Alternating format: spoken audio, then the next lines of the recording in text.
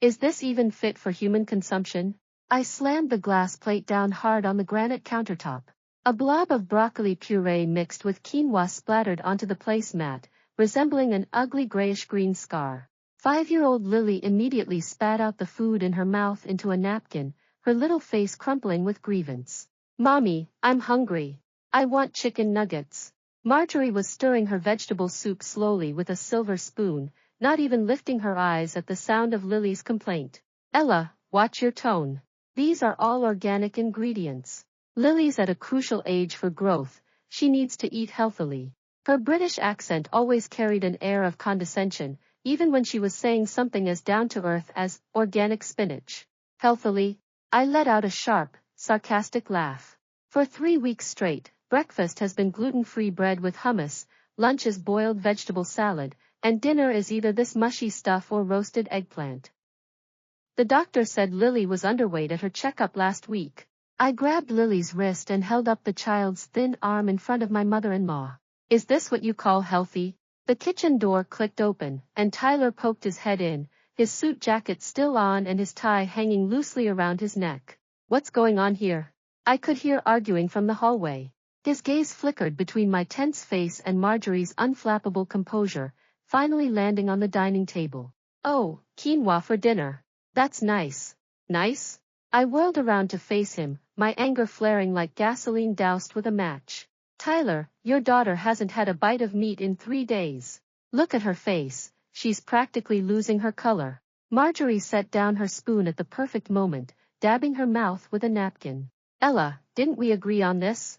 Mortgage rates just went up, and Tyler's company is laying people off. We need to tighten our belts. Meat is so expensive, especially organic meat." She turned to her son, her eyes softening. "Tyler, I saved you some special provisions. They're in the storage containers at the bottom of the fridge." My heart sank like a stone. I'd suspected these so-called special provisions before.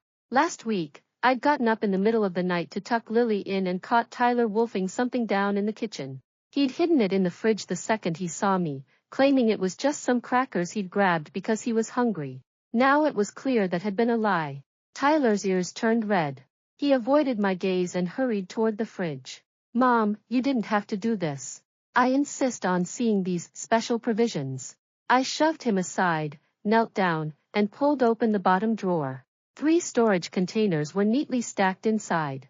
The first held golden roasted ribs, the second pan-seared salmon, and the bottom one even contained half a Boston lobster. A rich meaty aroma mixed with butter wafted up, a sharp contrast to the bland vegetable smell lingering over the dining table. Lily trotted over, her little nose twitching. Tears welled up in her eyes instantly. "Daddy, you've been eating good food in secret." "It's not like that, Lily. Grandma just..." Tyler reached flusteredly for his daughter, but I pushed him away hard. I held up the container of ribs, my hands shaking with rage. "Tighten our belts? So the money we save goes to feeding your son special meals? Marjorie, tell me, you bought these ribs at Costco, didn't you? $12 a pound, and you're willing to splurge on your son while making your granddaughter eat boiled veggies for 3 weeks? Marjorie finally dropped her unflappable demeanor. She stood up, her back as straight as it had been when she worked as a governess decades ago. "Ella, Tyler is the backbone of this family. He works to support us all, he needs proper nutrition. As for you and Lily," she gave me a once-over, "you work as an illustrator from home, so you don't get much exercise. And Lily's a girl, being overweight wouldn't look good on her. A little less meat won't hurt." "Backbone?" I laughed until tears stung my eyes. "I make more money from 2 illustration commissions than he does in a whole month. Marjorie, don't think I don't know, your pension hasn't shrunk at all. You're hoarding money to pay off your good-for-nothing nephew's gambling debts." That struck a nerve. Marjorie's face turned bright red. "What nonsense are you spouting? That's my money, I can spend it however I want." "Your money?" I jabbed a finger at the quinoa puree on the table. "But you're living in my and Tyler's house, eating our food, too. You've taken over the guest room, and now you're controlling the grocery budget, treating Lily and me like ascetics while spoiling your son like a prince. Tyler, say something." Tyler huddled in on himself like a frightened quail. He glanced at me, then at Marjorie, stammering, Mom's just trying to be helpful. Ella, don't get so worked up. I'll take Lily to McDonald's tomorrow, okay? Tomorrow? I couldn't believe my ears. Tyler, this isn't something that can be fixed with a trip to McDonald's. This is favoritism, double standards. How long has your mom been sneaking you special meals? A month? 2 months? You just stood by and watched Lily and me subsist on meager vegetarian meals while you gorged yourself on meat in secret? Lily clung to my leg, sobbing uncontrollably. Mommy, I don't want veggies anymore. I want to eat ribs with Daddy. Marjorie's expression changed the second she heard Lily crying. She rushed over, trying to pull Lily away from me. Stop crying. Little girls need to be sensible. Ella, you've spoiled this child rotten. Don't touch my daughter. I shoved Marjorie hard. She stumbled backward and crashed into the fridge with a dull thud. Tyler snapped into action, grabbing my arm tightly. Ella, how could you push my mom? What if I did? I wrenched my arm free, leaving a red mark where he'd grabbed me. She's neglecting my daughter, and you're turning a blind eye. She favors you, and you're perfectly okay with it. Are you even a man anymore, Tyler? Do you still remember you're a husband and a father? Marjorie clutched her chest, gasping for breath as she sank into a dining chair. She muttered non-stop, what a disaster, marrying such a shrew. She's going to give me a heart attack. I was done arguing. I bent down and lifted the sniffling Lily into my arms. Lily, we're going out to eat. Mommy's taking you to the best steakhouse in town.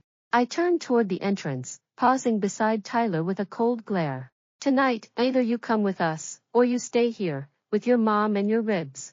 Tyler stood frozen, his face bright red and his fists clenched tight. Marjorie called after him, Tyler, don't go. She's just throwing a tantrum. I helped Lily into her coat and pulled open the front door. The cool late autumn wind rushed in, clearing my muddled head. Lily rested her head on my shoulder, whispering, Mommy, will Daddy come? I didn't answer.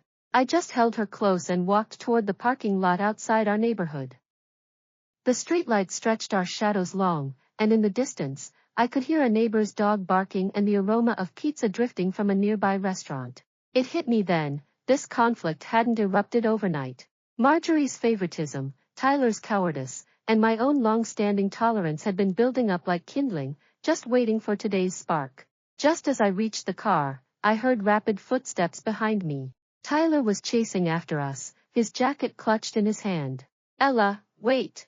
His voice was hoarse. I'll take you both to that filet mignon restaurant you love. I stopped and turned around. In the moonlight, his eyes were filled with remorse. Lily's face lit up immediately. Daddy.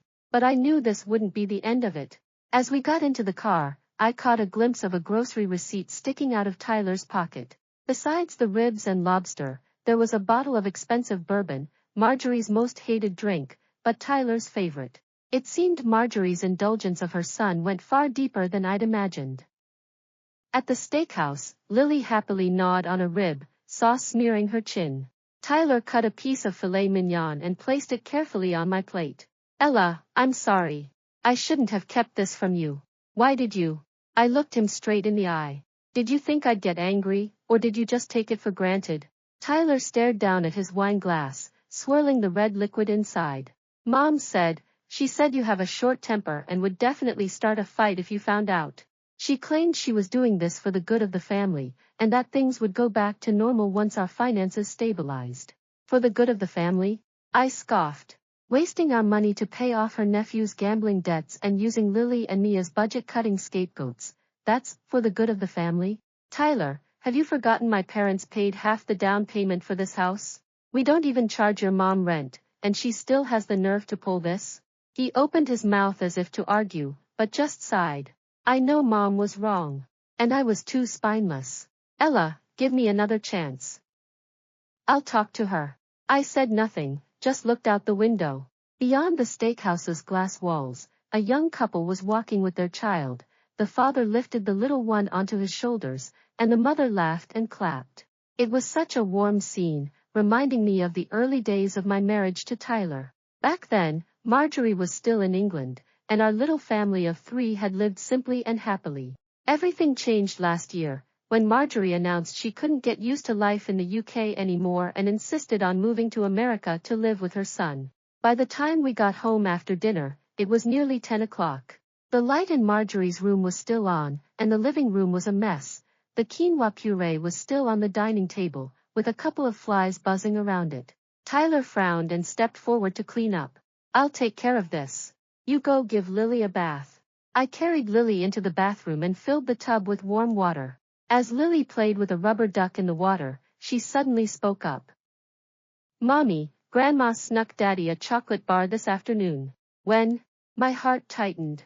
"When you came to pick me up from kindergarten. Grandma was hiding behind a tree and gave Daddy a really big chocolate bar. She told me not to tell you." Lily's voice was small. "Mommy, does Grandma not like me?" My heart ached as if squeezed by a fist. I knelt down and gently stroked her hair. "It's not you, baby.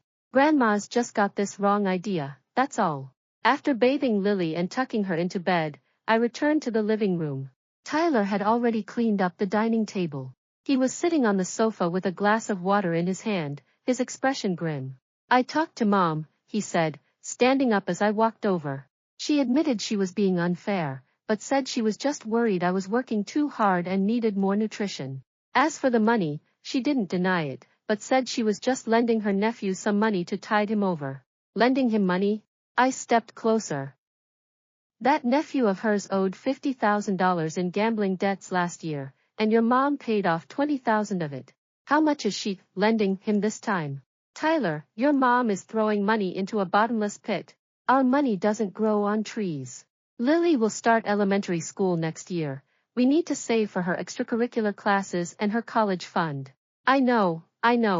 Tyler took my hand, his was cold. "I told Mom you'll be in charge of the grocery budget from now on, and she's not allowed to interfere. If she sneaks me special meals again, I'll throw the food away." His sincere gaze softened my anger a little. But I knew Marjorie wouldn't give up that easily. Sure enough, the next morning, I found an empty hamburger wrapper in the kitchen trash. Clearly, Marjorie had bought Tyler breakfast while I was still asleep.